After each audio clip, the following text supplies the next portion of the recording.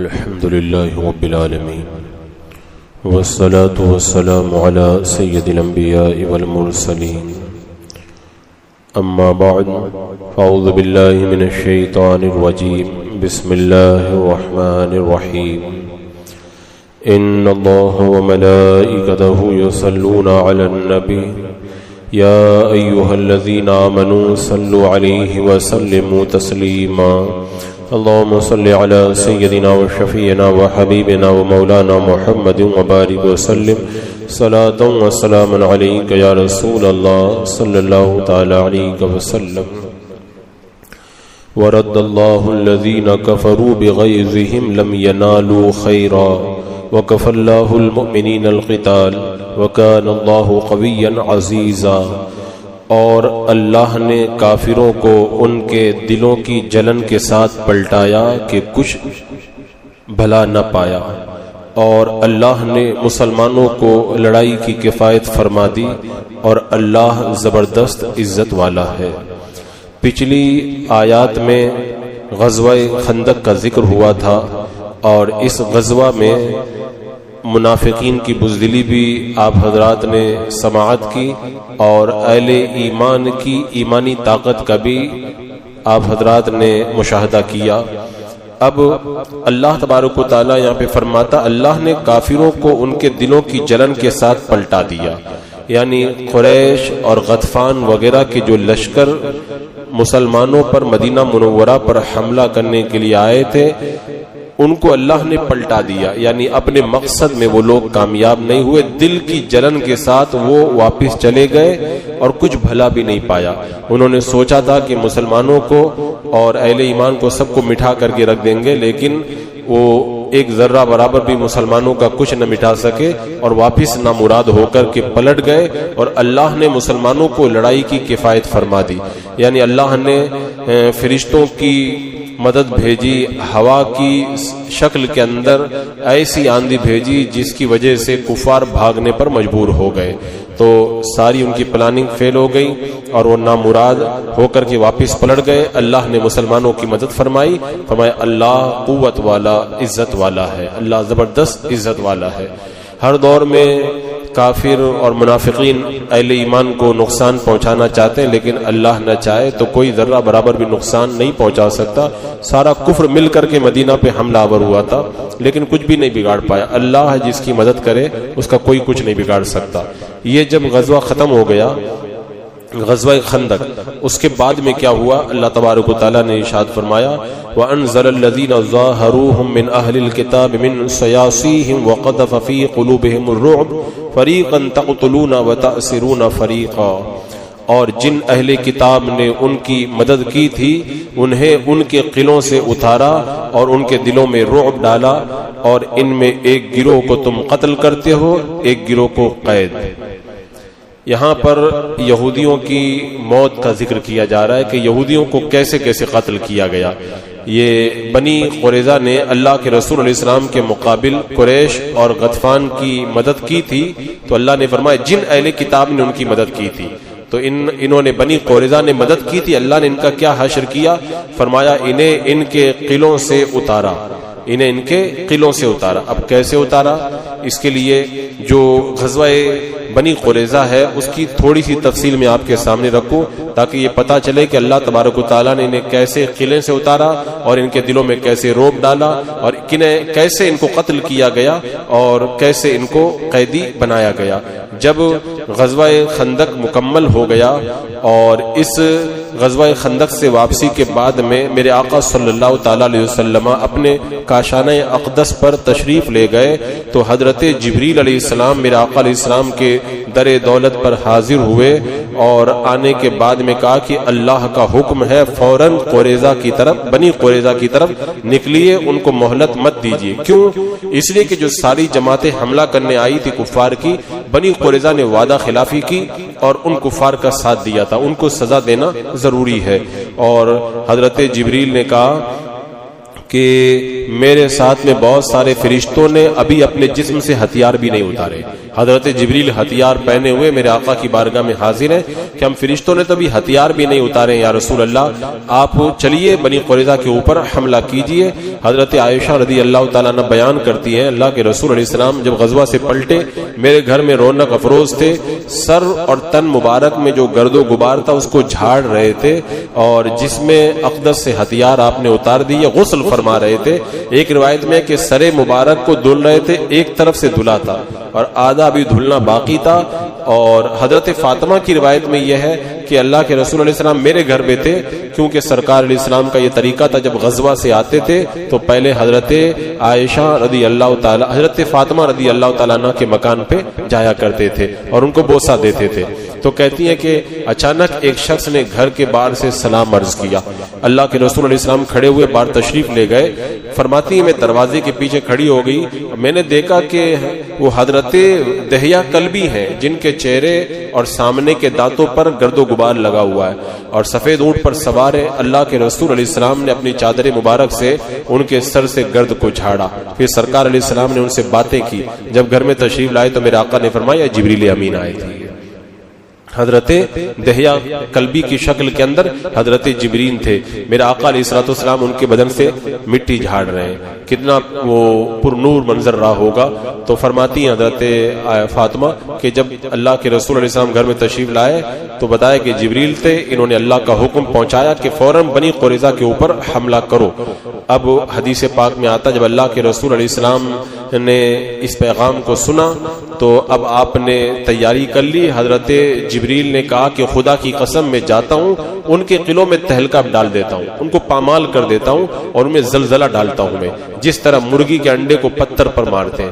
حضرت جبریل نے کہا یا رسول اللہ آپ آئیے میں آگے جا کر کے ان کے اندر پہلے خوف پیدا کرتا ہوں. اسی کا ذکر اللہ تبارک و تعالیٰ نے یہاں پہ فرمایا کہ ان کے دلوں میں اللہ نے رعب پیدا کر دیا. اب حضرت انس کہتے ہیں کہ میں کوچہ بنی غنم میں جبریل علیہ السلام کی سواری کی گرد و غبار کو اڑتا ہوا دیکھ رہا ہوں میں. اور پھر اللہ کے رسول نے حضرت بلال کو حکم دیا مدینہ منورہ میں اعلان کر دیں کہ اے اللہ کے شہ سواروں سوار ہو جاؤ اور سب کے سب چلو بنی قریظہ میں نماز عصر ادا کرنا. بنی قریظہ میں پہنچنے سے پہلے عصر کی نماز مت پڑھنا. حضرت علی کو مقدمۃ الجیش پر مقرر کیا, ان کے ہاتھ میں جھنڈا دیا. حضرت ابن ام کلثوم کو مدینہ کے اندر اپنا خلیفہ بنایا. 3000 کا لشکر تھا یہ اور اس میں 36 گھوڑے تھے. راستے میں بنی نجار ملے تو وہ سوار ہو کر انتظار کر رہے تھے. اب تعجب کی بات ہے اللہ کے رسول مدینے سے نکلے, ان کو کس نے بتایا کہ سرکار آ رہے ہیں؟ اب فرمایا کہ تم ہتھیار پہن کر کے انتظار کر رہے ہو, بات کیا ہے؟ انہوں نے کہا کہ دہیہ کلبی آئے تھے, وہ بول کے گئے کہ تیار ہو جاؤ. تو اللہ کے رسول نے فرمایا وہ جبریل علیہ السلام تھے جو تم کو روانہ کرنے کے لیے یہاں پر آئے تھے.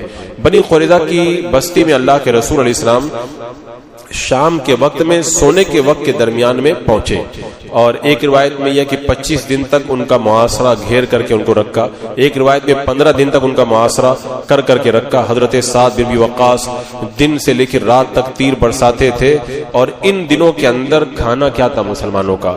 کھجوریں اور پانی اور یہی سب تھا. کافی دن ہو گئے گھیراؤ کرتے رہے یہاں تک کہ اللہ تبارک و تعالیٰ نے ان کے دلوں کے اندر رعب پیدا کر دیا بنی قریظہ کے دل میں. تو انہی کا ذکر یہاں پر اس آیت کریمہ میں فرمایا گیا. وہ کہنے لگے کہ یا رسول اللہ ہمیں بنی نذیر کے طرح یہاں سے نکال دیں, ہم اپنے بال بچوں کو لے کے سامان کو لے کے چلے جاتے ہیں. سرکار نے فرمایا نہیں, یعنی اب تو مقابلے میں آ گئے تھے, اب کہا کہ تم کو ایسے نہیں نکلنے دیا جائے گا. وہ کہنے لگے ہم مال و اسباب اور ہتھیار چھوڑ کے جاتے ہیں, اب ہم کو اجازت دے دیں, اپنے بیوی بچوں کو لے جاتے ہیں. فرمایا نہیں. سرکار صلی اللہ علیہ وسلم نے فرمایا مگر یہ کہ تم سب نکل کر کے میرے سامنے آؤ, پھر میں فیصلہ کروں گا کہ کیا ہونا ہے. یہودی قوم ہمیشہ سے یہ شریر قوم رہی ہے. اب اس غزوے میں اللہ کے رسول علیہ السلام نے یہودیوں کو جیسے قتل کیا تھا, آج کے یہودی واویلا مچاتے ہیں کہ ہم کو اس طرح مارا گیا. واقعی یہ قوم مارے جانے کے لائق ہے. جس طریقے سے جب جنگ دوسرا ورلڈ لیول پر جو جنگ ہوئی تھی دوسرے موقع پر, تو اس وقت ہٹلر نے جو لاکھوں کی تعداد میں یہودیوں کو مارا تھا, کسی نے کہا تھا اتنا ظلم کیوں کر رہے, تو اس نے یہی کہا تھا میں نے کچھ کو چھوڑ دیا, بعد میں لوگ ان کو دیکھیں گے تو وہ خود کہیں گے کہ میں نے صحیح کام کیا تھا, اچھا کام کیا تھا. اللہ کے رسول صلی اللہ تعالی علیہ وسلم فرمایا نکل کر کے میرے پاس آؤ. اس کے بعد میں کعب بن سعد جو یہودیوں کا سردار تھا اور حی بن اخطب ملعون جو کعب کی امان میں سے اس سے عہد باندھ کر کے قلعہ میں گھس گیا تھا, وہ موجود تھے. دونوں نے اپنی قوم کو سمجھایا کہ دیکھو تم کو پتہ چل گیا ہے کہ یہ محمد صلی اللہ علیہ وسلم اللہ کے رسول ہیں اور تم جانتے ہو یہ آخری نبی ہیں. ان کی تکذیب, ان کا انکار اور حسد کر کے ہم لوگ ایمان نہیں لائے تھے. اگر ہم انکار کریں گے تو پھر سلامت نہیں رہیں گے, تو ان پر ایمان لے آؤ. انہوں نے کہا کہ نہیں, ہم تو ایمان تو نہیں لائیں گے. دیکھیں جہالت, دیکھیں بات کر رہے ہیں کہ پکا ہے کہ اللہ کے نبی ہیں, ان کے علاوہ کوئی اللہ کا نبی اب آنے والا نہیں ہے, لیکن دشمنی دیکھیں, بولے ایمان تو ہم نہیں لائیں گے. اللہ تعالیٰ فرماتا ہے یعرفونہ کما یعرفون ابناءہم, وہ اللہ کے رسول کو ایسے جانتے تھے جیسے اپنے بیٹوں کو پہچانتے تھے. مگر اب انہوں نے کہا کہ کیا کیا جائے, تو آخر میں فیصلہ یہ ہوا. تو توریت ان کو یہی حکم دیتی تھی, اس کے باوجود انہوں نے ایمان لانا جب قبول نہیں کیا تو کعب نے اپنی قوم سے کہا 3 صورتیں ہیں, 3 میں سے ایک کام کرو. ایک تو یہ ہے کہ سب ایمان لے آؤ جیسا میں نے کہا. دوسرے یہ کہ اگر تم انکار کرتے ہو تو آؤ ہم اپنے بچوں کو, بیویوں کو اپنے ہاتھوں سے قتل کرتے اور نکل کر کے ان کا مقابلہ کرتے ہیں, پھر دیکھیں گے اللہ کیا فیصلہ کرتا ہے. تو یہودی کہنے لگے یہ تو بڑی عجیب بات ہے, ہم بے گناہ بال بچوں کو, بیوی کو مار دیں, یہ تو اچھی بات نہیں ہے. اور بیوی بچوں کو مارنے کے بعد اگر ہم جیت بھی گئے تو بغیر بیوی بچوں کی زندگی میں کوئی مزہ بھی نہیں ہے. تو اس نے کہا کہ پھر ایک کام کریں, اگر تم یہ بھی نہیں کر سکتے تو آج رات سنیچر کی رات ہے, سب نکل کر کے محمد اور ان کے ساتھیوں سے جنگ کرو, حملہ کر دو اور ہم آج جیت جائیں گے. تو انہوں نے کہا کہ سنیچر کی رات میں تو جنگ کرنا جائز نہیں ہے, ہم ایسا نہیں کریں گے. اور یہاں پر ایک بڑا عجیب و غریب واقعہ پیش آیا حضرت ابو لبابہ رضی اللہ تعالیٰ عنہ کا. اللہ کے رسول علیہ السلام کہ ان صحابی کا واقعہ اس طور پر پیش آیا کہ ابو لبابہ رفاعہ بن عبد المنذر, یہ حضور نے ان کو بلایا کہ جاؤ ان سے جا کر کے بات کرو. حضرت ابو لبابہ گئے, قلعے میں داخل ہوئے, انہوں نے استقبال کیا. یہودوں کی عورتیں بچے رونے پیٹنے لگے. ان کا طریقہ یہی, یہودیوں کا ہمیشہ سے یہ طریقہ رہا ہے, اپنے اوپر آتی ہے تو روتے پیٹتے ہیں, اور جب یہ بالکل آزاد چھوڑ دیے جاتے ہیں تو پھر مظلوموں پر ظلم کرتے ہیں. ان کا یہی طریقہ ہے. اب یہ رونے پیٹنے لگے تو ابو لبابہ کو رحم آ گیا. یہودیوں نے پوچھا کہ تمہاری کیا رائے ہے, ہم قلعہ سے اتر کے نیچے آ جائیں؟ تو ابو لبابہ نے زبان سے تو کچھ نہیں کہا, ایسے ہاتھ سے یوں گلے میں پھیر کے اگر آؤ گے تو پھر تو تم کو ذبح کر دیا جائے گا. لیکن جب یہ پلٹ کر کے گئے تو ان کو بڑا احساس ہوا, میں نے جو اشارہ کر کے کہا یہ سرکار صلی اللہ علیہ وسلم کے ساتھ میں نے خیانت کی ہے, اب میں توبہ کروں گا اللہ کی بارگاہ میں. سیدھے گئے اور اپنے آپ کو مسجد نبوی کے ستون سے لے جا کے باندھ دیا. آج بھی اس مسجد نبوی کے ستون پہ لکھا ہوا ہے ستون ابو لبابہ, یہ ستون ہے جس پہ آپ نے اپنے آپ کو باندھ دیا تھا. سرکار نے فرمایا کہ اگر میرے پاس آتے تو میں ان کے لیے استغفار کرتا. اب انہوں نے اپنا فیصلہ اللہ کی بارگاہ میں چھوڑ دیا, اب اللہ ان کا فیصلہ فرمائے گا. اب اس کے بعد میں وہ بندے رہتے تھے, ان کی بیٹی آتی تھی نماز کے وقت کھول دیتی تھی اور ان کے کھجور اور پانی دے دیتی تھی. اسی طرح 15 دن تک وہ بندے رہے, یہاں تک کہ سننے کی طاقت بھی ان کی ختم ہو گئی, آنکھوں کی روشنی بھی ختم ہونے کے قریب ہو گئی. 15 دن کے بعد میں اللہ کے رسول کی بارگاہ میں وحی نازل ہوئی. حضرت ام سلمہ کے گھر پہ میرے آقا تشریف فرماتے, سرکار مسکرائے تو ام سلمہ نے کہا یا رسول اللہ کیوں مسکرائے؟ فرمایا اللہ نے ابو لبابہ کی توبہ قبول فرما لی ہے. تو ام سلمہ نے کہا یا رسول اللہ آپ اجازت دے تو میں ابو لبابہ کو بشارت دے دوں, کیونکہ حجرے مسجد نبی کے پاس میں تھے اور ستون کے قریب میں حضرت ابو لبابہ بندے ہوئے تھے. اس وقت پردے والی آیت کریمہ بھی نہیں اتری تھی. حضرت ام سلمہ نے پردہ ہٹایا, کہا اے ابو لبابہ تم کو مبارک ہو, اللہ نے تمہاری توبہ قبول فرما لی ہے. اس کے بعد میں مسجد میں موجود لوگ دوڑے ان کو کھولنے کے لیے, کہا نہیں سرکار ہی آ کر کے مجھے کھولیں گے, مجھے کوئی دوسرا آ کر کے نہ کھولے. پھر اللہ کے رسول علیہ السلام فجر میں تشریف لائے, آپ نے ان کو کھولا. بہرحال یہ بنی قریظہ کو جب معاشرہ کر کے رکھا وہ تنگ آ گئے, تو اخیر میں وہ مطیع ہو گئے کہ ہم قلعے سے نیچے اتر کر کے آتے, آپ جو فیصلہ فرمائیں گے ہم کو منظور ہے. اسی کو اللہ تعالیٰ نے بیان فرمایا وَأَنزَلَ الَّذِينَ زَاءَرُوهُم مِّنْ أَهْلِ الْكِتَابِ مِنْ سَيَاسِيهِمْ, اور جن اہل کتاب نے ان کی مدد کی انہیں ان کے قلعوں سے اتارا. یہاں پہ اس کا ذکر کیا گیا, اللہ نے ان کے دلوں میں روب پیدا کر. اس کے بعد میں پھر کیا ہوا, حضرت سعد بن معاذ کے بارے میں وہ لوگ راضی ہو گئے کہ وہ جو فیصلہ کریں گے ہم اس کے اوپر راضی ہیں. تو اب اس قلعہ سے 1500 تلواریں, 300 زریں, 2000 نیزے, 1500 ڈھالیں برآمد ہوئی، بہت سارا مال نکلا، بھینس بکری جانور تو بے شمار تھے۔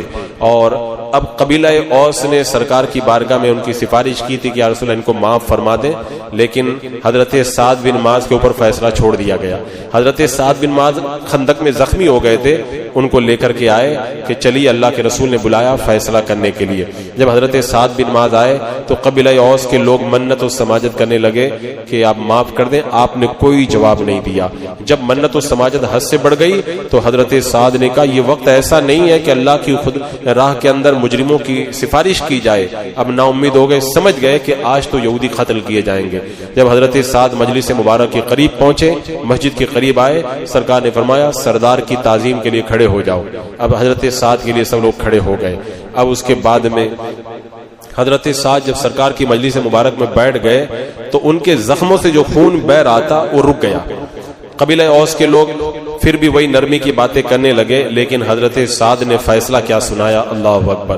حضرت سعد نے کہا اللہ تعالیٰ کا وعدہ تم سے ہے کہ جو کچھ میں حکم کروں گا سب راضی ہو جاؤ گے؟ سب نے کہا ہم راضی ہے۔ تو کہا کہ جو کوئی بھی یہاں موجود ہے میرے حکم پر راضی ہے؟ حضرت سعد نے حکم دیا کہ بنی قریظہ کے مردوں کو قتل کر دیا جائے، ان کی عورتوں اور بچوں کو غلام بنا لیا جائے، ان کے ساز و سامان اور مال کو مسلمانوں میں تقسیم کر دیا جائے۔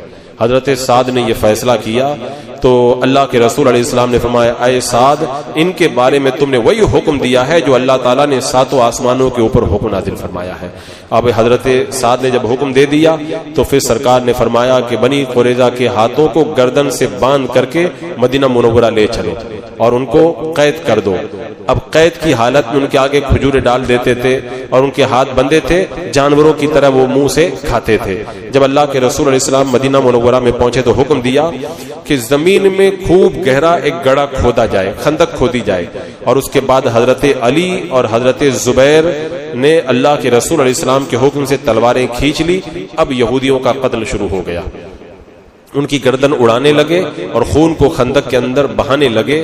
جب حی بن اخطب کو باندھ کر کے سرکار کے سامنے لایا گیا، میرے آقا نے فرمایا دشمن خدا آخر کار اللہ نے تجھے میرے ہاتھ میں قید کرا دیا اور ذلت و خواری تیرے اوپر مسلط فرما دی، لیکن پھر بھی بدتمیزی سے وہ باز نہیں آیا۔ کہنے لگا جس کو اللہ رسوا کرے اسے کوئی عزت نہیں دے سکتا۔ بہرحال جس وقت اللہ کے رسول علیہ السلام مدینہ منورہ میں آئے تھے تو حی بن اخطب اللہ کے رسول علیہ السلام کی خدمت میں آتا تھا اور شام کو گھر جا کر کے اپنے بھائی سے کہتا تھا ہیں تو یہی اللہ کے نبی لیکن ایمان ہم لوگ نہیں لائیں گے۔ آج اس کی موت کی باری آئی۔ جب حیدر کرار نے حی بن اخطب کے لیے ذوالفقار کھینچی تو حی نے گردن سامنے کر دی، یہاں تک کہ حضرت علی رضی اللہ تعالیٰ عنہ نے اس کو اسفل السافلین میں پہنچا دیا۔ اب کعب بن اسد باندھ کر کے لائے گئے تو سرکار نے فرمایا اے کعب ایمان لے آؤ، تو خوب جانتے ہو میں اللہ کا نبی ہوں۔ کعب نے کہا میں آپ کی تصدیق تو کرتا ہوں لیکن اطاعت نہیں کرتا، مجھے شرم آتی ہے، لوگ کہیں گے کہ موت کے ڈر سے ایمان لے آیا۔ بتاؤ جہنم میں جانا گوارا ہے؟ تکبر اتنی خراب چیز ہے، آدمی جہنم میں جانا گوارا کر لے لیکن ایمان لانا گوارا نہیں کرتا۔ اس کا تکبر دیکھیں، اس دن اور رات پورا دن یہ قتل چلتا رہا۔ حضرت علی اور حضرت زبیر بنی قریظہ کو قتل کرتے رہے۔ جب رات ہو گئی تو بقیہ لوگوں کو مشعل کی روشنی کے اندر قتل کرنا شروع کیا۔ اور کتنے لوگوں کو قتل کیا گیا؟ ایک روایت میں ہے 400 لوگوں کو، ایک میں ہے 600 کو، ایک میں ہے 700 کو۔ بہرحال 400 کی روایت زیادہ صحیح ہے۔ اب ان کو قتل کرنے کا سلسلہ جاری رہا یہاں تک کہ جب مسلمان ان سب کو قتل کر چکے تو حضرت سعد جنہوں نے فیصلہ کیا تھا ان کے زخم کھل گئے اور خون بہنے لگا، یہاں تک کہ اتنا خون بہا کہ آپ شہید ہو گئے۔ میرے آقا صلی اللہ علیہ وسلم ان کے سرہانے تشریف فرماتے، ان کے سر کو اپنی گود میں رکھا اور کہا اے خدا سعد کو تو اپنی رحمتوں میں ڈھانپ لے، انہوں نے تیرے نبی کی تصدیق کی، اسلام کی جو حقوق ان پر آئی تھے انہوں نے ادا کر دیے، ان کی روح کو بہترین طریقے سے جس طرح تو اپنے محبوبوں کی روحوں کو قبض کرتا ہے قبض فرما۔ جب حضرت سعد نے اللہ کے رسول کی آواز سنی تو آنکھیں کھول دی اور کہا السلام علیکم یا رسول اللہ، میں گواہی دیتا ہوں آپ اللہ کے رسول ہیں، جیسا آپ نے حق تھا ویسے ہی تبلیغ فرما دی۔ پھر اپنے سر کو اللہ کے رسول کے زانہ مبارک سے اٹھایا اور عذر کرتے ہوئے رخصت کی اجازت مانگی۔